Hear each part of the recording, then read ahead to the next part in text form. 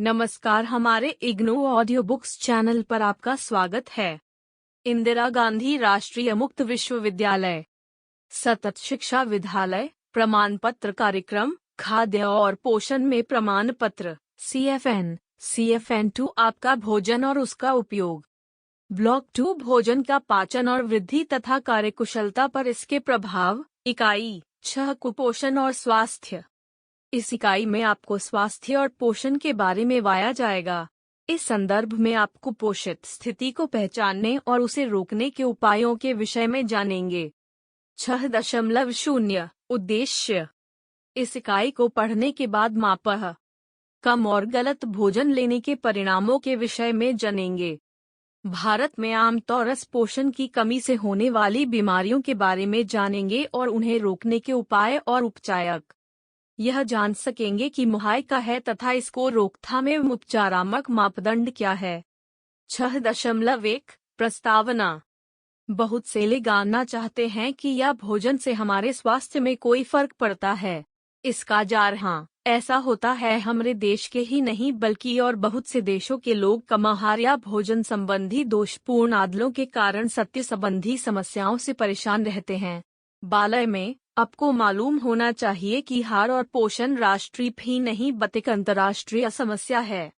संगलित या पर्याप्त मात्रा में आहार न लेने से क्या क्षति है? ऐसे हालत में जल्दी या देर से शरीर पेशेंट की स्थिति में जाएगा। इस इकाई में आप पढ़ेंगे कि आवश्यकतानुसार भोजन करने से बहुत अधिक सेवन करने से या विमोल पोषक तत्व की कमी से सत्य पाप असर पड़ता है। 6.2 कुपोषण क्या है? शरीर में अमित पोषण संतुलन की स्थिति हो कुंशा है। जैसा कि आप जानते हैं, कुछ लोग आवश्यकता से कम खाते हैं जबकि कुछ लोग आवश्यकता से अधिक खा लेते हैं।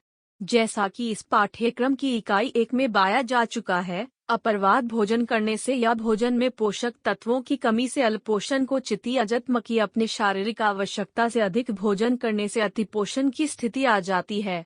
अल्पपोषण और अतिपोषण दोनों ही कुपोषण की स्थिति है। कई बार आप थकान महसूस करते हैं, आपके में छाले पड़ जाते हैं, होंठ फट जाते हैं, या आप बीमार से दिखाई देने लगते हैं। क्या आपने कभी सोचा है कि वह अपांग भोजन और एक तले की कमी के कारण हो सकता है? कम भोजन लेने से शरीर तत्परता पूर्वक काम करने योग्य नहीं रहता। बहुत लंबे समय तक अपर्याप्त भोजन करने से स्वास्थ्य और शारीरिक कार्यकुशलता बहुत अधिक प्रभावित हो जाती है। इस प्रकार अल्पपोषण कुछ सीमा तक आपके स्वास्थ्य और कार्यकुशलता को प्रभावित करता है।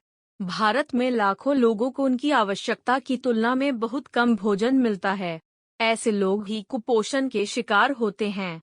गंभीर अल्पपोषण की अपेक्षा कम अल्पपोषण के प्रभाव का पता लगाना कठिन होता है।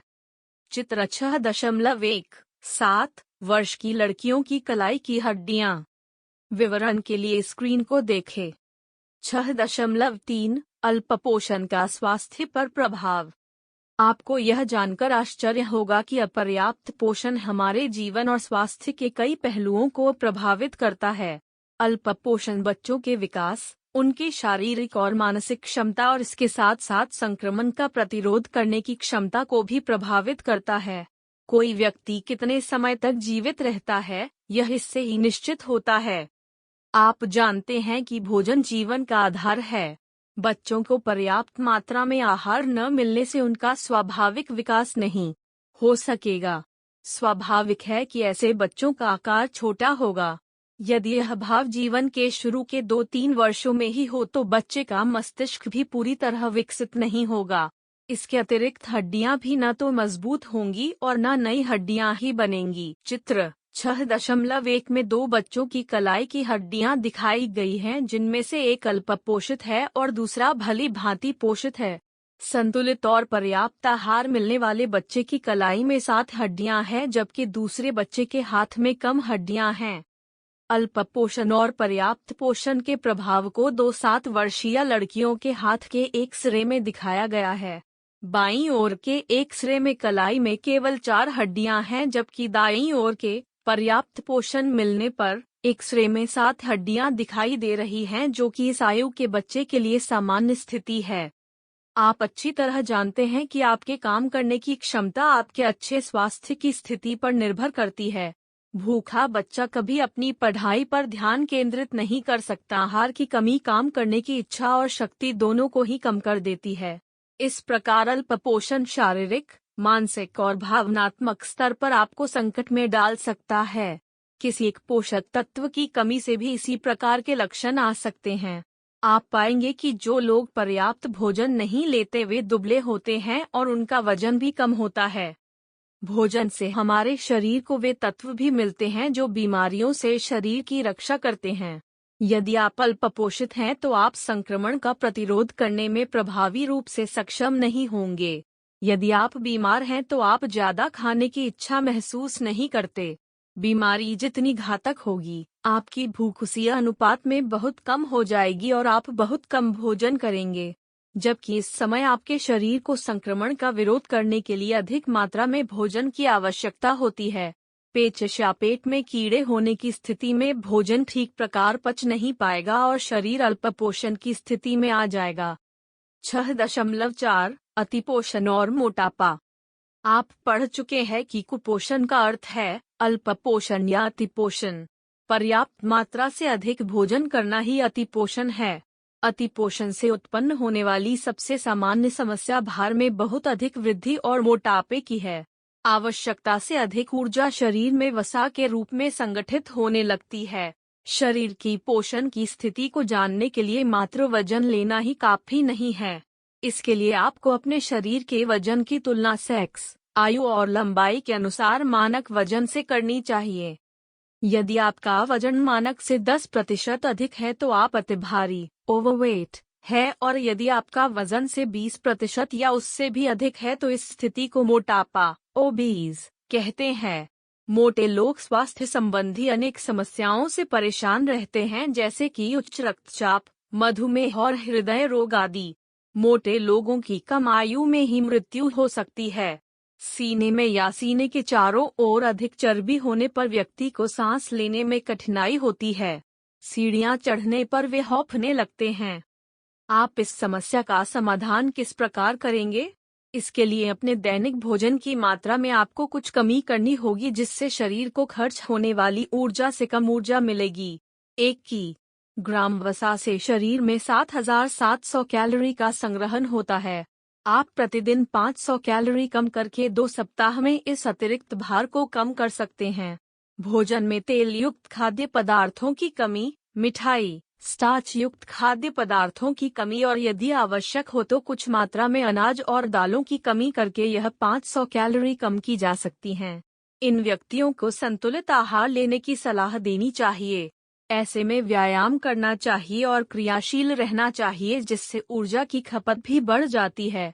आप शरीर के सही वजन को बनाए रखने के विषय में इकाई 7 में और अधिक जानकारी प्राप्त करेंगे। इस प्रकार आपके आहार से ही यह निश्चित होता है कि आप कितने स्वस्थ हैं, आप में कार्यक्षमता कितनी है और आप कितने समय तक जीवित रहेंगे। 6.5 कुपोषण का पता कैसे लगाया जाए? कुपोषण का पता लगाने के लिए सबसे पहले किसी भी व्यक्ति से यह जानना आवश्यक है कि वह क्या खाता है और कितना खाता है। इसकी तुलना दैनिक भोजन दर्शिका से करें। इससे आपको ज्ञात हो जाएगा कि वह किस पोषक तत्व को कम या अधिक मात्रा में ले रहा है। उस व्यक्ति का वजन लीजिए और उसे मानक वजन तालिका से मिलाइए। यदि उस व्यक्ति का वजन कुछ ही कम है तो इससे कोई अंतर नहीं पड़ता, लेकिन यदि उसका वजन बहुत अधिक कम है तो उसे कुपोषण का शिकार समझना चाहिए। इसके बाद उस व्यक्ति के मुख, त्वचा, आँखों, पलकों की भीतरी सतह, जीभ और पैरों का परीक्षण करें। पोषक तत्वों की कमी शरीर के इन्हीं अंगों को प्रभावित करती हैं। त्वचा का सूखना, मुख के किनारों का फटना, होठों का फटना, मसूड़ों से खून आना आदि सब विटामिनों की कमी के कारण होता है। पलकों की भीतरी सतह में पीलापन व्यक्ति में खून की कमी को दर्शाता है। ये सब परिवर्तन अपर्याप्त मात्रा में भोजन करने के कारण होते हैं। बोध प्रश्न 1 कुपोषण क्या होता है? 2 अल्पपोषण के 4 लक्षण बताइए। 3 कोई व्यक्ति भली भांति पोषित है या नहीं, इसका पता लगाने के कोई 3 उपाय बताइए। 6.6 भारत में आमतौर पर पोषण की कमी से होने वाली बीमारियां। अब तक आपने अल्पपोषण के सामान्य प्रभाव के बारे में जाना। कुछ लोग भोजन तो उचित मात्रा में करते हैं, किंतु उनके भोजन में सभी पोषक तत्व उचित मात्रा में उपस्थित नहीं होते। इस प्रकार उनमें एक या एक से अधिक पोषक तत्वों की कमी हो सकती है। इनमें से कुछ तत्वों की लगातार कमी के कारण उनके शरीर को क्षति पहुंचती है और उनमें विकलांगता आ सकती है। भारत में हमें कुछ ऐसी समस्याओं का सामना करना पड़ता है जिनका स्वास्थ्य पर विपरीत प्रभाव पड़ता है। अल्प पोषण के कारण प्रोटीन, ऊर्जा की कमी, विटामिन ए की कमी, एनीमिया और गलगंड आदि समस्याओं का सामना करना पड़ता है। अब हम इन समस्याओं की चर्चा करेंगे। उसमें समझने वाली मुख्य बात यह है कि पोषण संबंधी कोई भी समस्या केवल एक रात में उत्पन्न नहीं हो जाती। ऐसे लोगों की संख्या बहुत कम है जिनमें केवल किसी एक पोषक तत्व की कमी हो, जबकि हजारों लाखों लोग ऐसे हैं जो कम अल्प पोषित हैं और जिनमें इसके लक्षण की पूर्ण रूप से प्रकट नहीं होते। 6.6.1 प्रोटीन, ऊर्जा, कुपोषण। जैसा कि आप जानते हैं, कोई भी काम करने के लिए हमें ऊर्जा की आवश्यकता होती है। इस पुस्तक को उठाने के लिए, बैठने के लिए और इसे पढ़ने के लिए भी ऊर्जा की आवश्यकता होती है। किसी चोट या घाव के भरने के लिए प्रोटीन की जरूरत होती है। शरीर की सभी सामान्य क्रियाओं के लिए प्रोटीन आवश्यक है, किंतु उससे भी अधिक प्रोटीन और ऊर्जा की जरूरत बच्चे की वृद्धि व विकास के लिए होती है। बड़े लोगों की अपेक्षा बच्चों की प्रोटीन की आवश्यकता अधिक होती है। पर्याप्त मात्रा में भोजन न करने से ऊर्जा पर्याप्त मात्रा में प्राप्त नहीं होती। अधिक समय तक यह स्थिति रहने से शरीर का वजन घटने लगता है और जल्दी ही व्यक्ति का वजन अपने आयु के अनुपात में कम हो जाता है। ऐसी स्थिति में शरीर के अंदर इकट्ठी हुई वसा और प्रोटीन का प्रयोग होना शुरू हो जाता है। इस प्रकार प्रोटीन की काफी मात्रा लेने पर भी आपको अप्रत्यक्ष रूप से प्रोटीन के साथ साथ ऊर्जा की कमी का सामना भी करना पड़ सकता है। प्रोटीन और ऊर्जा की कमी साथ साथ चलती है, इसलिए जनस्वास्थ्य अधिकारियों ने इस कमी को एक संक्षिप्त नाम दिया है PEM या PCM, अर्थात प्रोटीन ऊर्जा कुपोषण, प्रोटीन एनर्जी मैलन्यूट्रिशन या प्रोटीन कैलोरी कुपोषण, प्रोटीन कैलोरिक मैलन्यूट्रिशन। वैसे तो हर आयु वर्ग के लोगों में पाया जाता है, किंतु यह बड़ों की अपेक्षा बच्चों में अधिक होता है। बच्चों में इसे बहुत आसानी से पहचाना जा सकता है। इसके मुख्य लक्षण हैं बच्चे का सुस्त होना और उसके विकास में कमी। बड़े व्यक्तियों के भार में भी कमी आ जाती है। जब मुख्य रूप से ऊर्जा ही अपर्याप्त होती है तो इस कमी को सूखा रोग कहते हैं। प्रोटीन की कमी से होने वाली बीमारी को क्वाशियोरकार कहते हैं। भारत में क्वाशियोरकार की अपेक्षा सूखा रोग अधिक होता है, क्योंकि यहाँ मुख्य समस्या पर्याप्त भोजन न मिलने की है।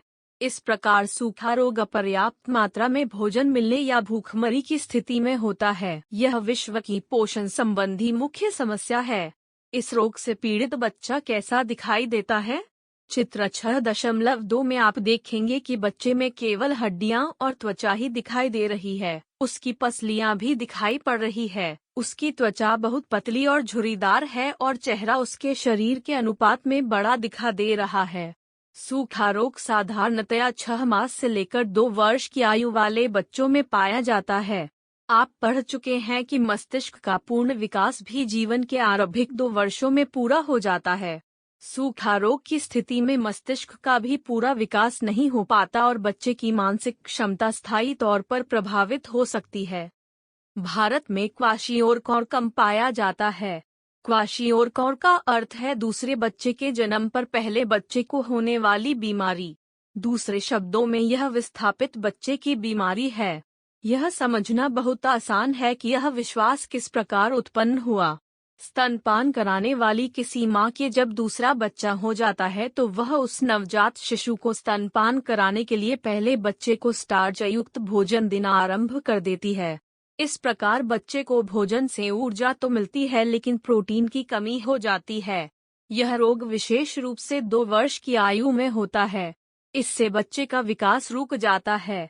सूखा रोग से पीड़ित बच्चे की तरह चित्र 6.2 इस रोग में बच्चा सखा रोग की तरह कमजोर और दबला नहीं दिखाई पड़ता, क्योंकि उसके पैर और चेहरा शरीर में पानी होने के कारण फूल जाते हैं। उसकी त्वचा पर धब्बे पड़ जाते हैं और कभी कभी ना भरने वाले घाव हो जाते हैं। आप देखेंगे कि पीएम रोग से पीड़ित बच्चा कमजोर, चिड़चिड़ा, सुस्त और भावशून्य हो जाता है। वह बीमार भी बहुत जल्दी हो जाता है। आप यह जानना चाहेंगे कि क्या बड़े लोग भी क्वाशियोरकर रोग से पीड़ित हो सकते हैं? ऐसा बहुत कम होता है। यह विशेष रूप से उन लोगों में पाया जाता है जिन्हें मद्यपान करने की पुरानी आदत हो या जिगर क्षतिग्रस्त हो। 6.6.2 विटामिन ए की कमी।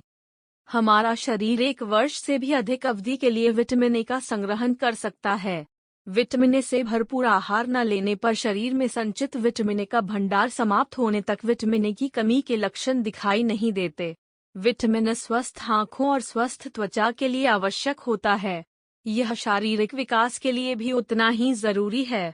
इस प्रकार आप देखते हैं कि विटामिन ए की कमी से बच्चों के विकास पर प्रभाव पड़ता है और मुख्य रूप से नेत्र दृष्टि ही प्रभावित होती है।